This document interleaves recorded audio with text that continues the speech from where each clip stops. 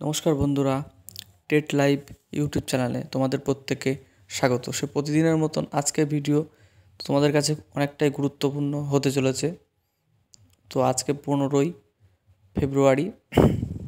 তো 22 টেট পাসদের পক্ষে থেকে আজকে একটি আন্দোলন করা হয়েছিল। তো তাদের পরিকল্পনা অনুযায়ী তারা বিধানসভার সামনে তাদের আন্দোলন করার প্রচেষ্টা শুরু করেছিল, কিন্তু পুলিশ তাদেরকে আটকে দেয় এবং তাদেরকে অ্যারেস্ট বা গ্রেপ্তার করে। এর ফলে আন্দোলনের আগুনটাকে পুলিশ নিভিয়ে দেওয়ার চেষ্টা করে, কিন্তু এইভাবে আগুন নেভানো যাবে না। 2022 টেট পাস প্রার্থীদের বুকে যে আগুন দেখতে পাওয়া যাচ্ছে, তাতে তারা নোটিফিকেশান নিয়েই ছাড়বে।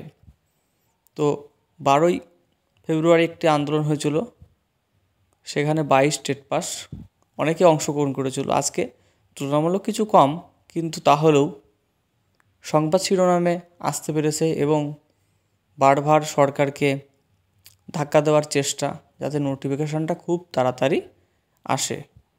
আগামী দিনেও খুব বড় আন্দোলনের প্রস্তুতি চলছে এবং প্রত্যেকের নিজের হকের অধিকার বা চাকরির অধিকার পাওয়ার জন্য প্রত্যেকের আসা উচিত বলে মনে করি। এবং 22দের পক্ষ থেকে পিডিএফ মামলাটা মোটামুটি জেতা হয়েছে।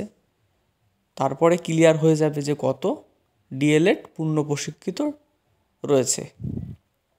এবং আমরা দেখতে পাচ্ছি মাননীয় মুখ্যমন্ত্রী স্নেহশীল, তিনি প্রত্যেক সভায় গিয়ে শিক্ষার্থীদের, চাকরিজীবীদের ভালো বার্তা দিচ্ছেন এবং তাদেরকে আশায় বুক বাঁধাচ্ছেন। তিনি বলছেন যে স্কুলে 1 লক্ষ, কোথাও 80,000, কোথাও বলছেন যে 1.5 লক্ষ সিট ফাঁকা আছে। তো পরিষ্কার বোঝা যাচ্ছে যে আমাদের নোটিফিকেশান আসতে চলেছে। এটা 22 টেট পাস প্রার্থী হিসাবে প্রত্যেকে মনে করছে। তো বারবার বাড়িতে বসে না থেকে আন্দোলন এবং আন্দোলনই পারে 22 টেট পাসদের হকের অধিকার পাওয়ার জন্য। একটা আন্দোলনই পারে তাদেরকে এগিয়ে নেওয়ার জন্য। তো আন্দোলন অল্প কয়েকজন গেলে হবে না, তো সেখানে 5-7 হাজার রাস্তায় নামতে হবে।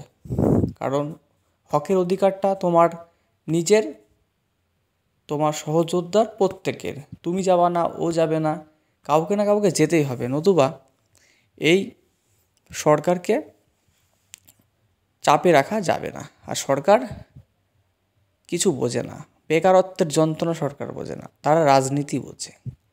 তার জন্য তারা কথা দিয়েও, 24 ঘন্টা কথা দিয়েও এখন 24 দিন হয়ে যাচ্ছে, তারা তাদের কথা রাখছে না।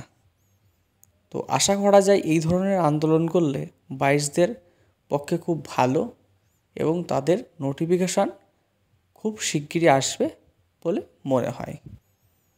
তো তোমরা বাড়িতে বসে না থেকে নিজেদের ভিত শক্ত করার উদ্দেশ্যে প্রত্যেকে আন্দোলনে অংশগ্রহণ করো এবং নোটিফিকেশানটা চাওয়ার জন্য তোমাকে, তোমার বন্ধু, তোমার সহযোদ্ধা প্রত্যেকে আসতে হবে। তাহলে আশা করা যায় ভোটের আগে আসলেও আসতে পারে একটা ভ্যাকান্সি। তো বন্ধুরা, যদি ভিডিওটা থেকে একটু উপকার বলে মনে হয়, তাহলে একটু সাবস্ক্রাইব করে দিও, শেয়ার করো, লাইক করো। আমাদের নেক্সট ভিডিওতে কেমন কি একাডেমিক হতে পারে বা ভ্যাকান্সি কত আসতে পারে সে বিষয়ে আলোচনা থাকবে। তোমরা প্রত্যেকে ভালো থেকো। ধন্যবাদ।